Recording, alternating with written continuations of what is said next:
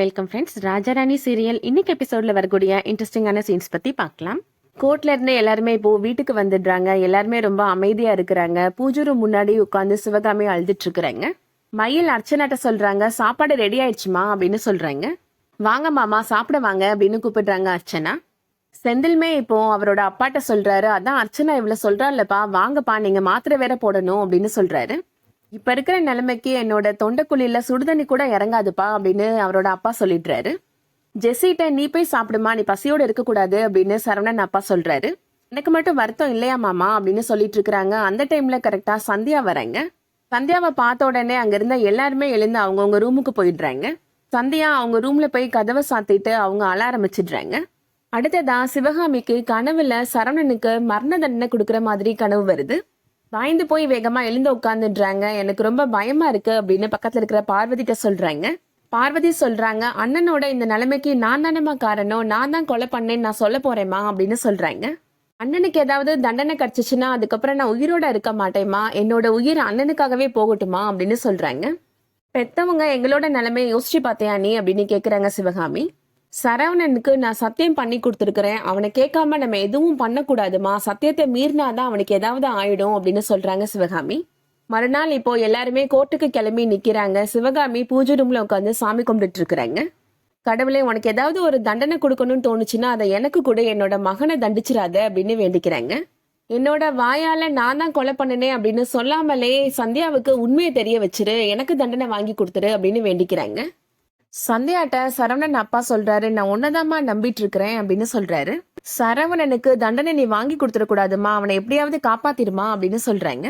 கண்டிப்பா சரவணன் தப்பு பண்ணிருக்க மாட்டாமா, அவனை யாராவது மிரட்டி சொல்றாங்களோன்னு எனக்கு தோணுதுமா அப்படின்னு சொல்றாரு.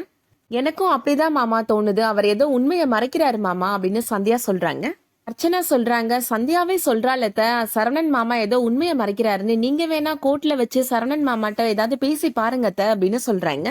இதுக்கு பெர்மிஷன் கிடைக்குமா சந்தியா அப்படின்னு அர்ச்சனா கேக்குறாங்க. அதுக்கு அவர் ஒத்துக்கணுமே அப்படின்னு சொல்றாங்க சந்தியா.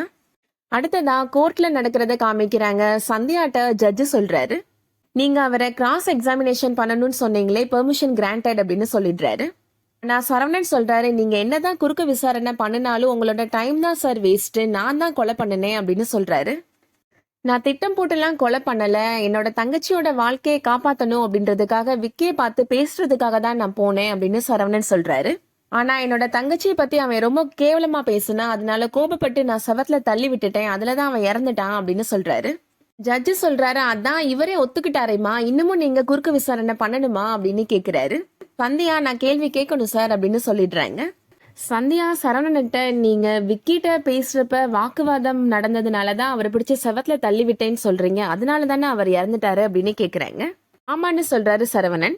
நான் இவரோட தங்கச்சி பார்வதியோட கணவர் பாஸ்கரனை குறுக்கு விசாரணை பண்ணணும் அப்படின்னு சொல்றாங்க சந்தியா.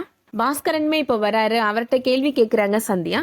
நீங்க விக்கிய போய் பார்த்து பேசுனீங்கன்னு சொன்னீங்களே, அது என்ன டைம்னு ஞாபகம் இருக்கா உங்களுக்கு அப்படின்னு கேக்குறாங்க. அது ஒரு 9-9:30 மணி இருக்கும் அப்படின்னு பாஸ்கரன் சொல்றாரு. எவ்வளவு நேரம் பேசிட்டு இருந்திருப்பீங்க அப்படின்னு கேக்குறாங்க சந்தியா. ஒரு 10 நிமிஷம் பேசியிருப்பேன் அப்படின்னு சொல்றாரு பாஸ்கர். சரவணன் கடைக்கு போய் சரவணனை எப்ப சந்திச்சீங்க அப்படின்னு கேக்குறாங்க சந்தியா. இது ஒரு 11:30 மணி இருக்கும் அப்படின்னு பாஸ்கரன் சொல்றாரு. தென்காசி முழுக்க சுத்தி வர்றதுக்கே 1 மணி நேரம் தான் ஆகும் அப்படின்னு சொல்றாங்க சந்தியா. ஆனா நீங்க இவரோட கடைக்கு 11:30க்கு தான் போயிருக்கிறீங்க, 9:30ல இருந்து 11:30 வரைக்கும் நீங்க எங்க இருந்தீங்க அப்படின்னு சந்தியா கேக்குறாங்க.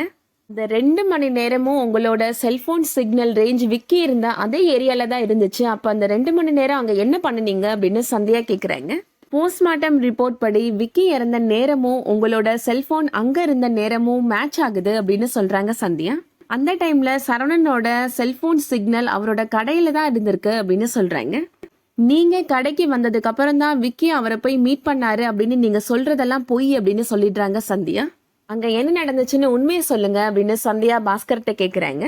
நான் தாங்க கொலை பண்ணினேன், அப்போ பாஸ்கரும் கூட இருந்தாரு அப்படின்னு சரவணன் சொல்றாரு. என்னோட செல்போன் கடையில சார்ஜில் இருந்துச்சு அப்படின்னு சரவணன் சொல்றாரு. இதுக்கு முன்னாடி நீங்க மட்டும் தான் போனதா சொல்றீங்க, இப்ப பாஸ்கரனும் வந்தாருன்னு கதை சொல்றீங்க அப்படின்னு ஜட்ஜ் கேக்குறாரு. இல்லைங்கய்யா, நாங்க 2 பேரும் தான் போனோம், பாஸ்கரன் என்ன தடுத்தாரு, ஆனாலுமே நான் தான் கோபப்பட்டு விக்கிய தள்ளி விட்டுட்டேன் அப்படின்னு சொல்றாரு சரவணன். ஜட்ஜ் கேக்குறாரு, இதுக்கு முன்னாடி பாஸ்கர் அங்க வந்ததா நீங்க சொல்லவே இல்லையே அப்படின்னு கேக்குறாரு. என்னோட தங்கச்சி மாப்பிள்ள கூட சந்தோஷமா வாழணும் அப்படின்றதுக்காக தான் நான் விக்கவே கொலை பண்ணினேன் அப்படின்னு சரவணன் சொல்றாரு. பாஸ்கரனை தேவையில்லாம இந்த கேஸ்ல மாட்டி விட வேணான்னு நினைச்சேன் அப்படின்னு சரவணன் சொல்லிடுறாரு. பாஸ்கர் பாவம், அவர் போலீஸ்ட சொல்லிடலான்னு தான் சொன்னாரு, நான் தான் சொல்லக்கூடாதுன்னு அவர்கிட்ட சத்தியம் வாங்கிட்டேன் அப்படின்னு சொல்றாரு சரவணன். அப்போ நீங்க உங்களோட கடையை லாக் பண்ணிட்டு தான் வந்தீங்களா அப்படின்னு சந்தியா கேக்குறேங்க. ஆமாங்க, அதுக்கப்புறம் நான் கடைக்கு வந்துட்டேன், கொஞ்ச நேரம் கழிச்சு பாஸ்கரன் வந்தாரு அப்படின்னு சொல்றாரு சரவணன். அப்பதான் பாஸ்கரனை அவரோட வீட்டுக்கு அனுப்பிட்டு சர்க்கரைய நான் சங்கரன் கோயிலுக்கு அனுப்பிட்டேன், அதுக்கப்புறம் தான் நான் திரும்ப போய் விக்கியோட பாடியை எரிச்சிட்டேன் அப்படின்னு சொல்றாரு சரவணன். சரவணன் எவ்வளவோ பொய் சொல்லி சமாளிக்க பாக்குறாரு, ஆனா சந்தியாவுக்கு சரவணன் மேல டவுட்டாவே இருக்கு. அதோட இன்னைக்கான எபிசோட் முடியுது. இந்த வீடியோ உங்களுக்கு பிடிச்சிருந்துச்சுன்னா லைக் பண்ணிக்கோங்க. ரெகுலரா சீரியல் அப்டேட்ஸ்க்கு நம்ம சேனலை சப்ஸ்கிரைப் பண்ணிக்கோங்க. தேங்க்ஸ் ஃபார் வாட்சிங்.